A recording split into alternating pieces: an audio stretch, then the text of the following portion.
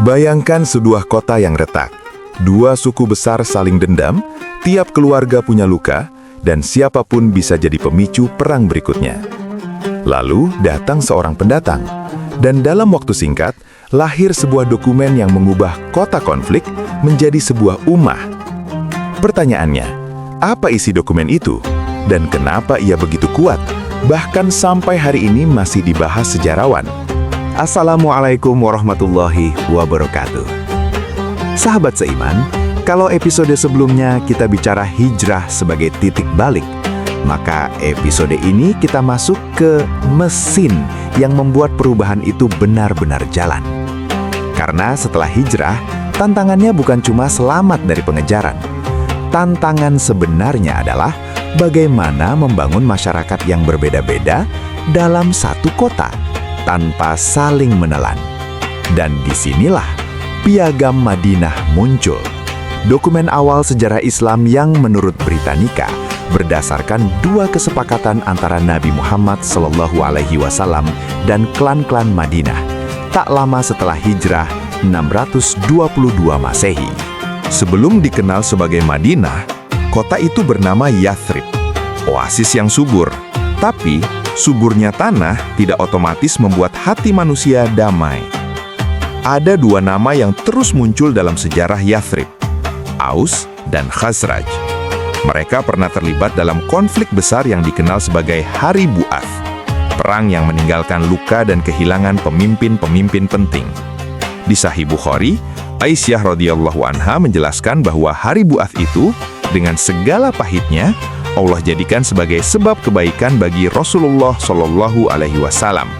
Karena ketika beliau tiba, masyarakat Madinah sudah terpecah dan para pemimpin mereka banyak yang terbunuh atau terluka, sehingga mereka lebih siap menerima Islam. Jadi, kedatangan Rasulullah bukan datang ke kota ideal yang sudah rukun.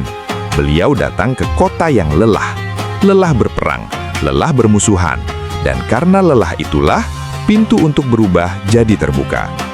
Tapi masalahnya belum selesai, karena hijrah membawa tantangan baru, pendatang yang butuh tempat hidup. Kaum muhajirin yang datang dari Mekah bukan datang membawa rumah, kebun, atau jaringan keluarga di Yathrib.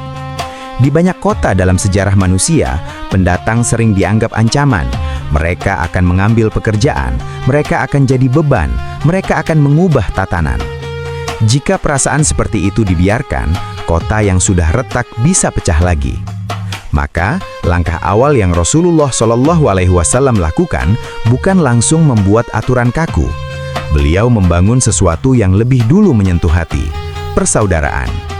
Di Sahih Bukhari, Anas radhiyallahu anh meriwayatkan Rasulullah SAW mempersaudarakan Abdurrahman bin Auf dengan Sa'ad bin Ar-Rabi'. Sa'ad menawarkan berbagi harta dan Abdurrahman menjawab dengan mulia, mendoakan keberkahan, lalu meminta ditunjukkan jalan ke pasar agar ia bekerja dan mandiri. Perhatikan poinnya.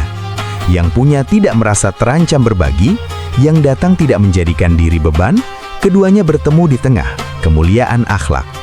Tapi persaudaraan saja belum cukup, karena kota itu berisi banyak kelompok, dan konflik bisa meledak kapan saja. Disinilah Piagam Madinah jadi kunci. Piagam Madinah bukan dongeng heroik.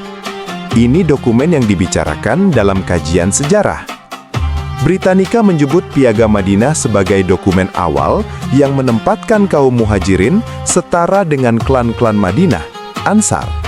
Dan secara kolektif, mereka membentuk komunitas pertama, ummah. Dan dalam dunia akademik, dokumen ini bahkan disebut sebagai salah satu dokumen tertua yang masih bisa ditelusuri dari masa awal Islam dan menjadi bahan kajian panjang modern. Jadi, Piagam Madinah itu semacam aturan main agar orang-orang yang beragam ini bisa hidup dalam satu kota dengan hak dan kewajiban yang jelas. Sekarang kita masuk intinya. Apa ide besar Piagam Madinah? Satu komunitas untuk urusan bersama. Teks piagam di beberapa terjemahan awal menegaskan bahwa kelompok-kelompok yang terikat perjanjian itu dipandang sebagai satu komunitas dalam urusan kolektif. Ini bukan berarti semua orang jadi sama, tapi ada satu payung bersama untuk keamanan kota. tanggung jawab sosial, dan menghentikan siklus balas dendam. Piagam membahas kewajiban masing-masing kelompok dalam hal beban sosial tertentu, misalnya kompensasi atau tebusan menurut pola yang dikenal saat itu. Intinya, konflik tidak boleh dibiarkan liar jadi dendam turun-temurun. Kalau kamu bayangkan Madinah sebelum Islam, siklus dendam itu salah satu api terbesar. Maka piagam seperti menutup pintu. Cukup, stop, harus ada mekanisme. Kebebasan beragama bagi pihak yang ikut perjanjian. Dalam sejumlah versi teks, prinsipnya jelas. Kelompok Yahudi yang menjadi bagian perjanjian memiliki ruang menjalankan agama mereka, dan Muslim juga dengan agama mereka, dengan kerangka hidup bersama. Ini penting, karena piagam tidak dibangun di atas ilusi semua sama, tapi di atas realitas masyarakat itu plural. Pertahanan bersama, kota tidak boleh jadi korban. Piagam juga dikenal memuat gagasan pertahanan kolektif. Ketika ada ancaman, ada kewajiban tertentu untuk bersama melindungi kota. Ini logis, kota yang retak kalau diserang musuh luar pasti hancur. Maka piagam menyatukan barisan saat bahaya datang. Keadilan dan larangan melindungi pelaku zolim atau khianat. Spirit piagam menolak praktik lama, melindungi salah hanya karena dia orang kita. Dalam terjemahan teks, ada tekanan bahwa perbuatan salah atau khianat tidak boleh ditutup-tutupi, karena dampaknya kembali ke pelakunya. Kalau kamu tarik ke zaman sekarang, ini pelajaran besar. Komunitas rusak ketika fanatisme menutup keadilan. Mekanisme penyelesaian sengketa. Ada bagian yang menekankan bahwa perselisihan besar yang berpotensi menimbulkan kekacauan harus dikembalikan pada otoritas penyelesaian. Dalam teks piagam disebut dirujukkan kepada Allah dan Muhammad.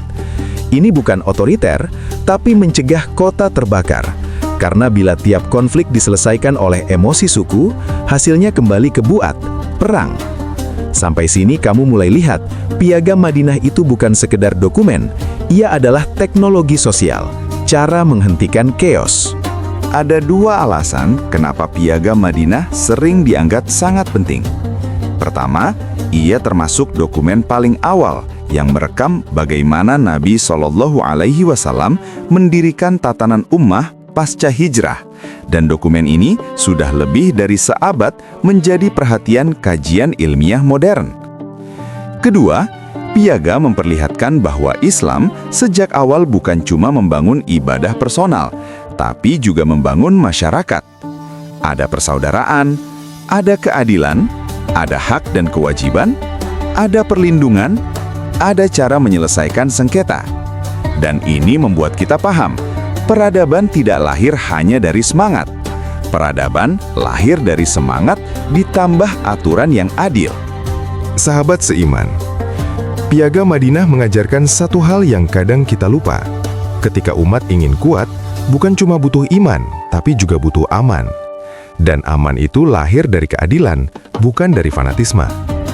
Tapi, pertanyaan berikutnya yang sering bikin orang kaget, kalau piagam ini mengatur hidup bersama, kenapa kemudian ada ketegangan dengan sebagian kelompok, hingga terjadi peristiwa besar dalam sejarah Madinah?